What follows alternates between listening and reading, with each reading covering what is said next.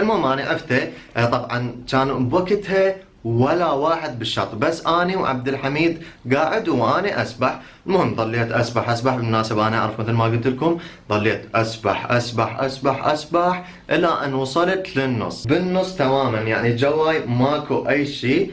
بهاي اللحظه شباب تخيلوا صار، تخيلوا صار عندي تشنج برجلي، او المعروف احنا بالعراق نسميه دمار، طق عندي دمار، تشنجت رجلي هاي وقفت اللغه خارج نطاق التغطيه. بعد مو بس هاي، من يصير عندك تشنج جسمك كله ما تقدر تحركه من الالم من الوجع.